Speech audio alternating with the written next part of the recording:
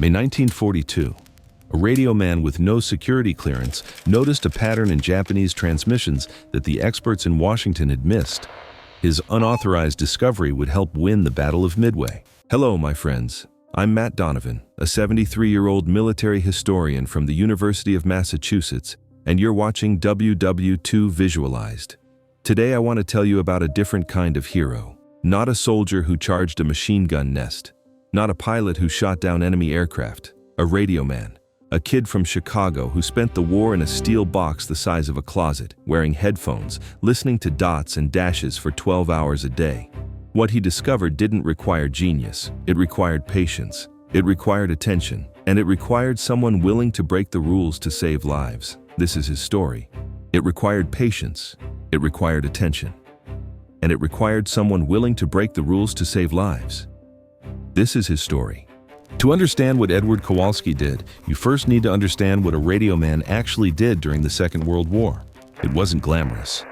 There were no medals for listening, no promotions for having good ears.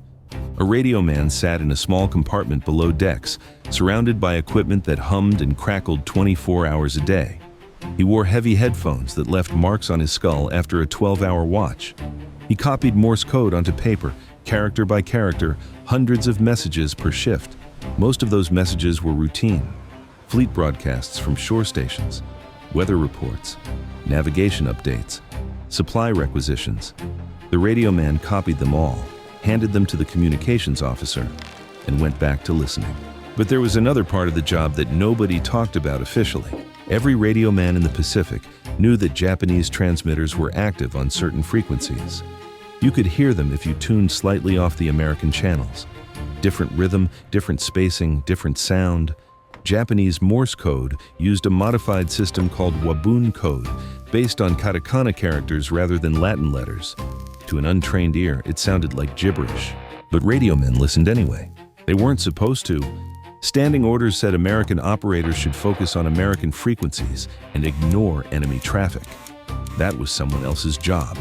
Specialists, intelligence officers, cryptographers at Station Hypo in Pearl Harbor or OP-20G in Washington.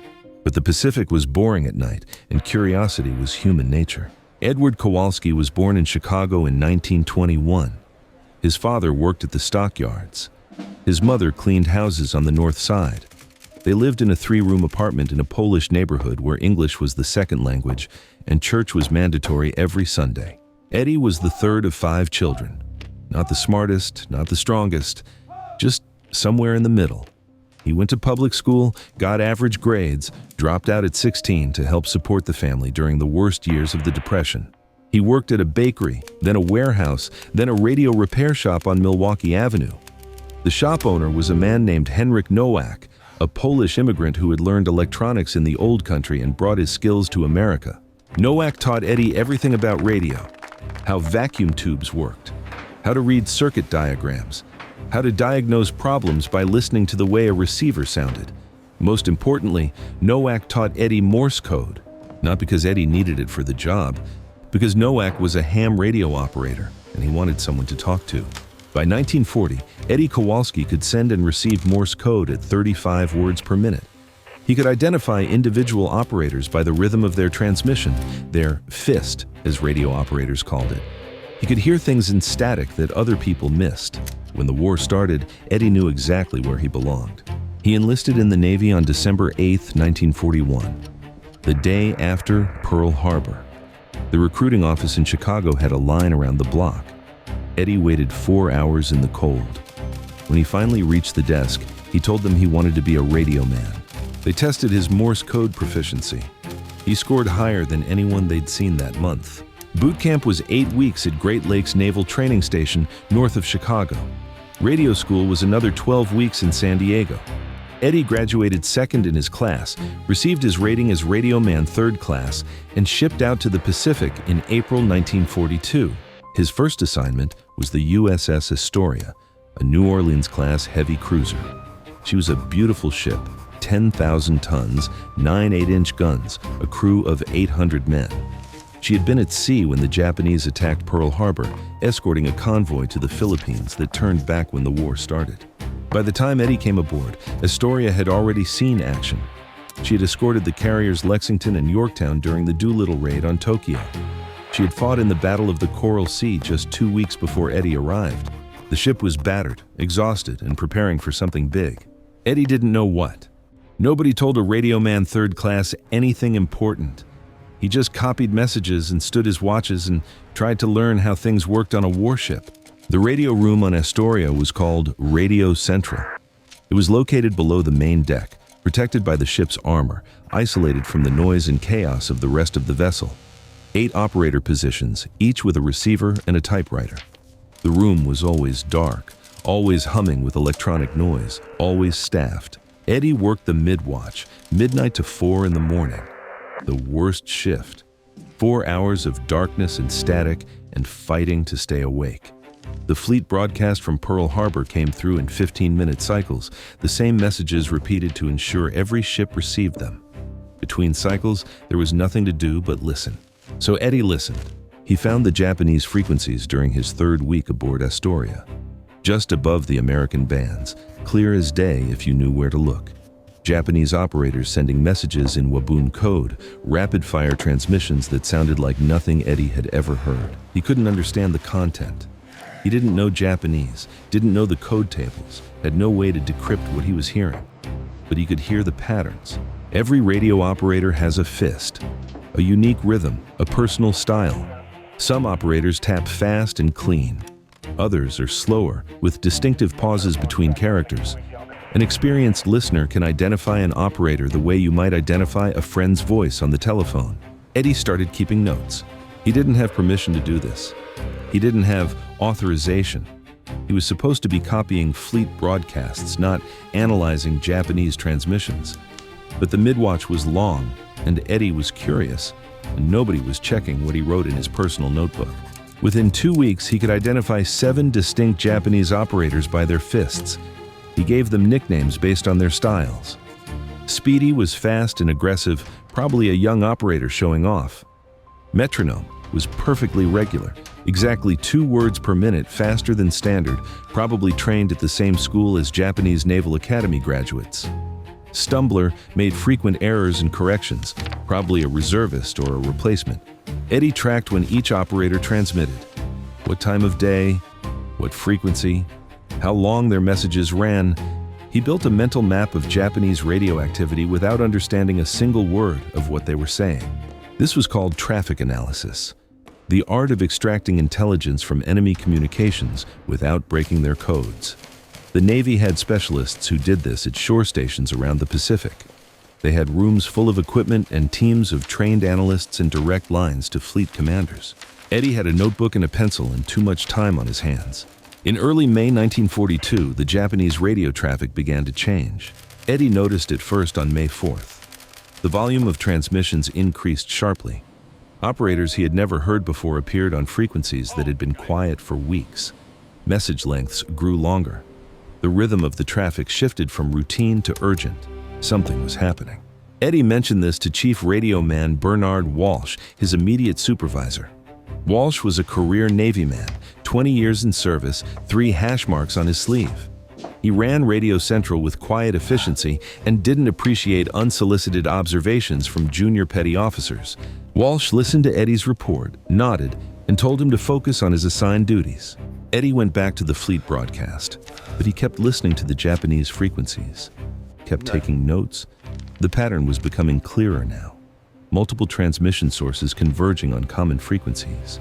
Coordination messages increasing in frequency. The distinctive fists of operators Eddie associated with carrier groups suddenly appearing together on the same circuits. On May 15th, Eddie heard something that made him sit up straight in his chair. Speedy, the fast, aggressive operator Eddie had tracked for weeks, appeared on a frequency he had never used before. This frequency had been associated with a completely different Japanese unit, probably a battleship group based on the call signs and message patterns. Speedy on a battleship frequency meant one thing. Carrier and battleship forces were combining. That was significant. Carriers and battleships didn't operate together for routine missions. Combined operations meant something major was being planned. Eddie wrote a memo, a single page, handwritten, explaining what he had observed. He gave it to Chief Walsh and asked him to pass it up the chain of command. Walsh read it, frowned, and asked Eddie where he had learned traffic analysis. Eddie admitted he was self-taught. Walsh crumpled the memo and threw it in the trash. He told Eddie that intelligence was handled by intelligence officers, not by radio men who thought they were smarter than the experts. He told Eddie to stay in his lane, copy his messages, and stop wasting time on frequencies he wasn't cleared to monitor. Then Walsh wrote Eddie up for unauthorized use of Navy equipment. Eddie spent the next 3 days on extra duty, scrubbing decks and cleaning heads while his shipmates stood regular watches. When he returned to Radio Central, Walsh had changed his schedule. No more mid-watch. Eddie was on the afternoon shift now, 4 to 8, the busiest hours when fleet traffic was heaviest, and there was no time to listen to anything unauthorized. Eddie accepted the punishment. He was a sailor. He followed orders. But he didn't stop listening. He borrowed a portable receiver from a friend in the electronics shop, told him it was for practicing Morse code in his bunk. During his off hours, when he should have been sleeping, Eddie sat in a storage compartment near the stern of the ship and tuned into Japanese frequencies. The traffic pattern continued to develop. By May 20th, Eddie had identified what he believed was a major fleet concentration forming in Japanese home waters. Multiple carrier groups, multiple battleship divisions, destroyer escorts, supply ships, all converging on the same radio circuits, all coordinating through a central command station that Eddie designated Control. He didn't know what they were planning. He couldn't read the messages, but he knew with absolute certainty that the Japanese were preparing something enormous. Eddie wrote another memo. This time he didn't give it to Chief Walsh. The Astoria's executive officer was Commander Francis Scanland, a Naval Academy graduate, career officer, reputation for being fair but demanding. Eddie had never spoken to him directly, had only seen him during inspections in Captain's Mast. But the XO had an open-door policy for crew members with legitimate concerns. Eddie waited outside Scanland's cabin for 2 hours before he got an audience. He was sweating in his dress uniform. His memo was wrinkled from being clutched in nervous hands. He had no idea how this was going to go. Scanland invited him in, asked him to sit down, and listened. Eddie explained what he had observed: the traffic patterns, the operator identifications, the convergence of forces. He showed Scanland his notebook, pages of observations dating back to late April. Scanland studied the notes for a long time. Then he asked Eddie a question that changed everything. "Have you ever heard of Station Hypo?" Eddie had not. Scanland explained. Station Hypo was the Navy's combat intelligence unit at Pearl Harbor, a team of cryptanalysts, linguists, and traffic analysts who monitored Japanese communications around the clock. They were the experts. They had resources and clearances and direct access to Admiral Nimitz himself. Scanland asked if Eddie would be willing to share his observations with Station Hypo. Eddie said yes. What Eddie didn't know was that Station Hypo was in the middle of the most important intelligence operation of the Pacific War. Commander Joseph Rochefort led the team, a brilliant, eccentric officer who wore a bathrobe to work and hadn't slept more than 4 hours a night since the war started. His people had partially broken JN-25, the Japanese Naval Operational Code. They could read fragments of enemy messages, enough to know something big was coming, but not enough to know exactly what. They knew the Japanese were planning a major operation. They knew the target was designated AF in Japanese communications. They didn't know what AF meant. Some analysts believed it was Midway Island, the tiny atoll in the Central Pacific that served as a forward base for American patrol aircraft. Others believed it was the Aleutian Islands in Alaska, or even Hawaii itself. Washington and Pearl Harbor were arguing about it. Careers were on the line. The fate of the Pacific Fleet hung in the balance. Rochefort needed more information. Anything that could confirm the target, the timing, the composition of the Japanese force. Commander Scanland's message arrived at Station Hypo on May 22nd.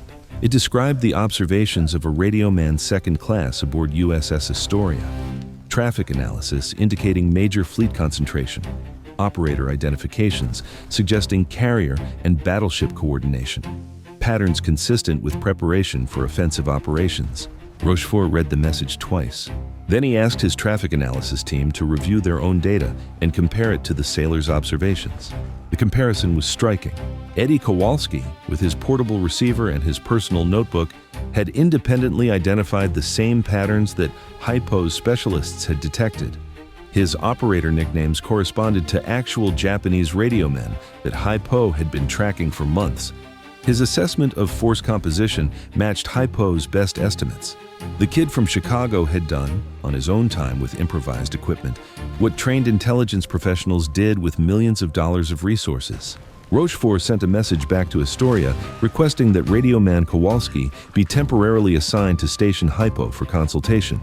The request went through channels: captain's approval, squadron commander's approval, fleet commander's approval.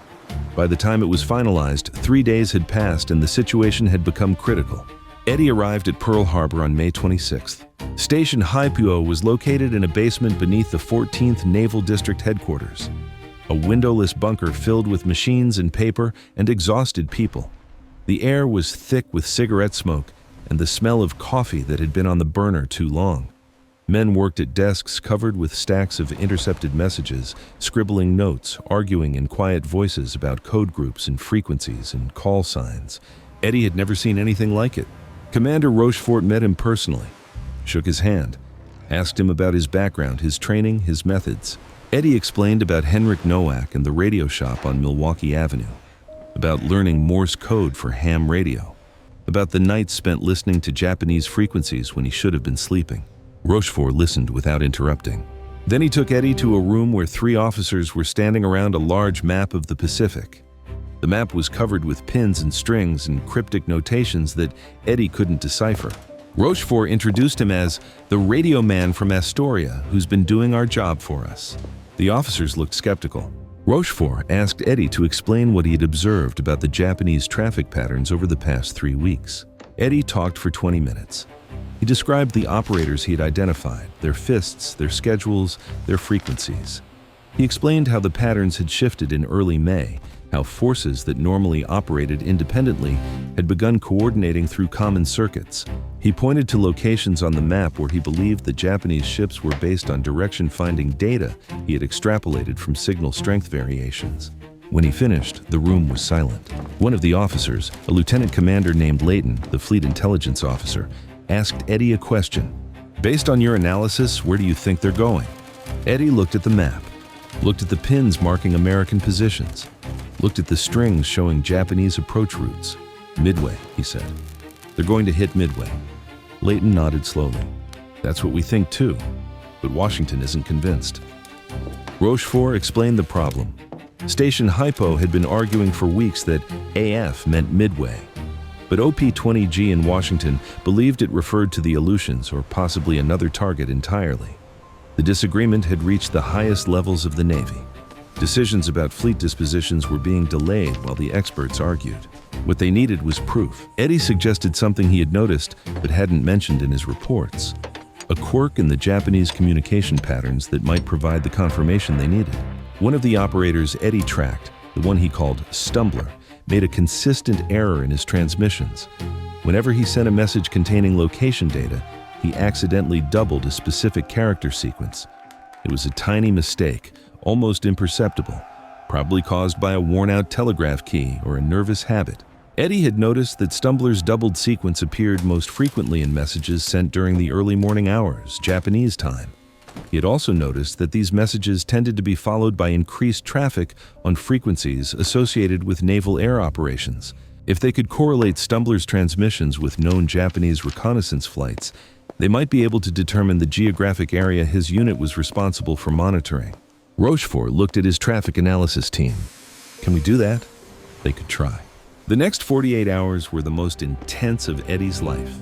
He worked alongside Hypo's analysts, comparing his notes to their intercepts, identifying correlations, building a picture of Japanese operations that neither side could have assembled alone.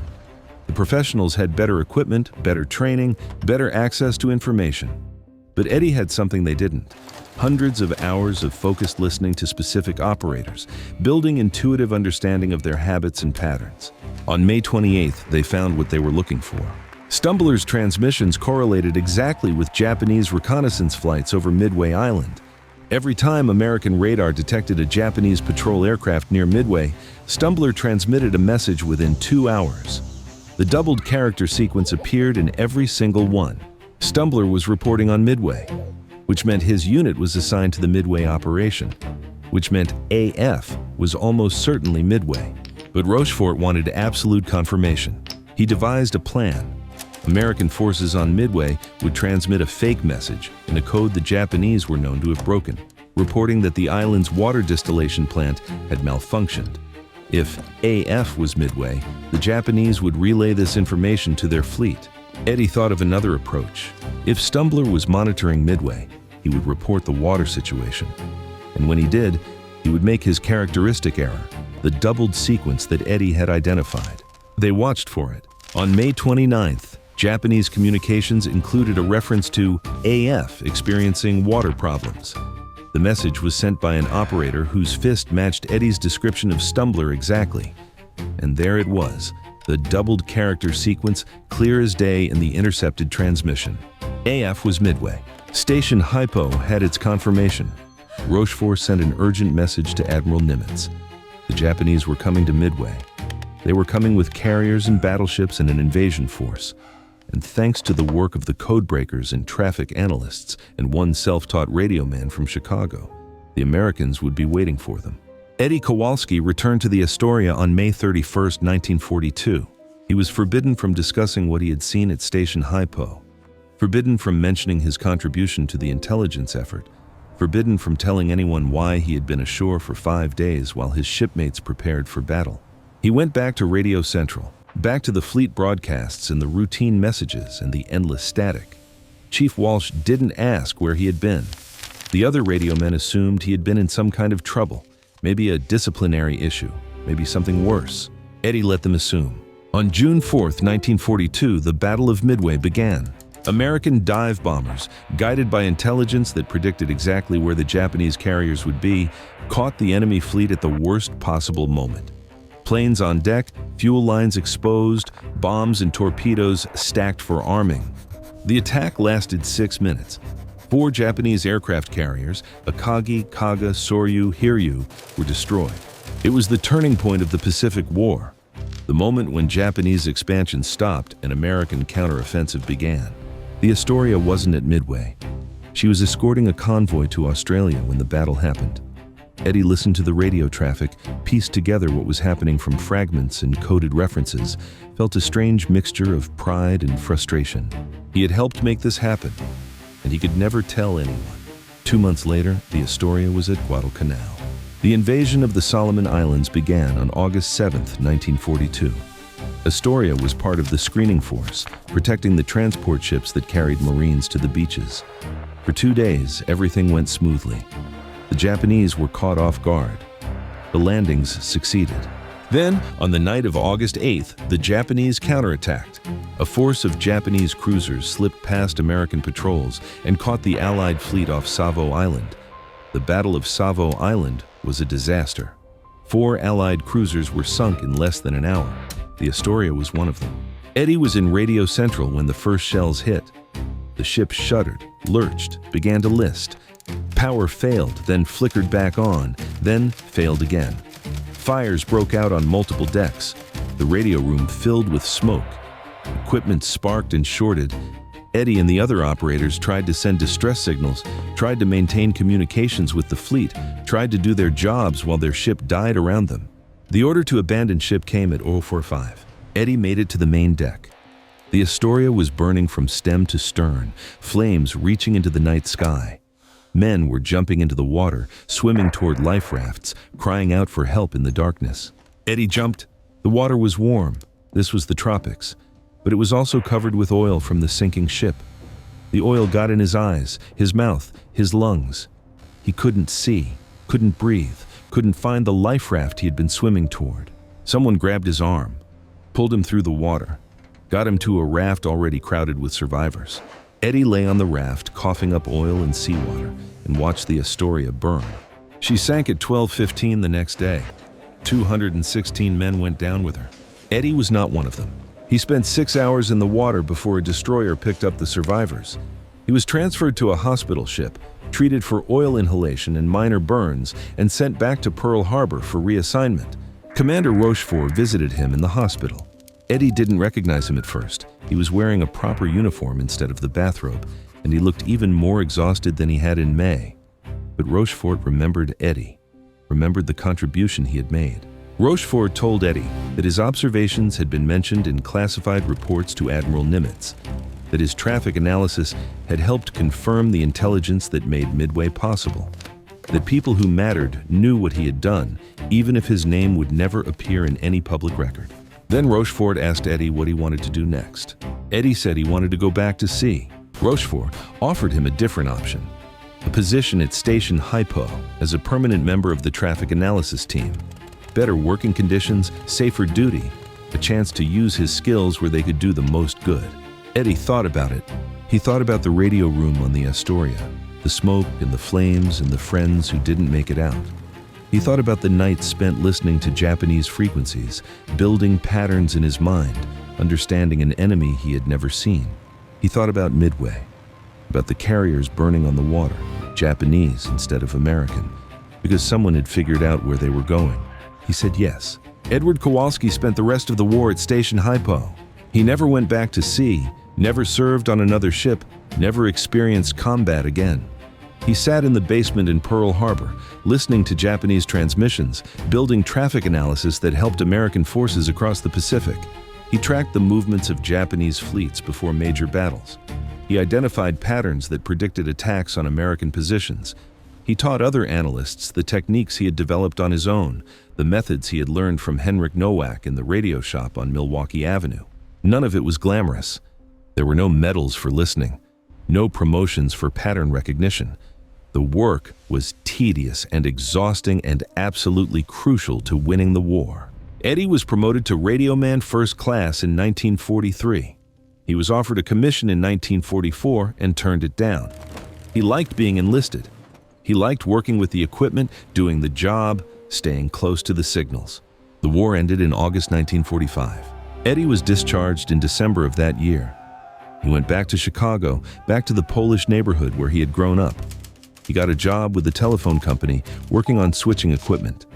He married a girl named Anna he had known since childhood. They had 3 children. He never talked about Station Hypo, never mentioned the intelligence work, the traffic analysis, the contribution to Midway. All of it remained classified for decades. In 1978, the first books about American code breaking in World War II began to appear. Eddie read them with interest. He recognized names, recognized events, recognized techniques he had helped develop. His name wasn't in any of the books. He didn't expect it to be. He was one radio man among thousands. His contribution was a small part of a massive effort that involved brilliant officers and sophisticated technology and years of painstaking work. But he had been there. He had helped. He had listened when nobody asked him to, noticed patterns that professionals missed, and broken the rules because he believed it mattered. That was enough. Edward Kowalski died in Chicago in 1996 at the age of 75. His obituary mentioned his Navy service during World War II. It did not mention Station Hypo or traffic analysis or the Battle of Midway. His children knew he had been a radio man. They knew he had served on a ship that sank at Guadalcanal. They knew he had survived the war and come home to raise a family. They didn't know that their father had helped change history by listening to static and taking notes in a personal notebook. But some people knew. In 1986, a retired Navy captain who had served at Station Hypo contacted Eddie through the Chicago Veterans Association. The captain had been one of the officers in the room when Eddie explained his traffic analysis observations in May 1942. He had never forgotten the young radio man who walked in with a notebook full of handwritten observations that matched what the professionals had spent months developing. The captain wanted Eddie to know that his contribution had been remembered, that the old-timers at Hypo had talked about him for years, that Commander Rochefort, before he died in 1976, had mentioned the kid from the Astoria as an example of what one person could accomplish with patience and attention and the willingness to see what others missed. Eddie thanked him for calling. That was all.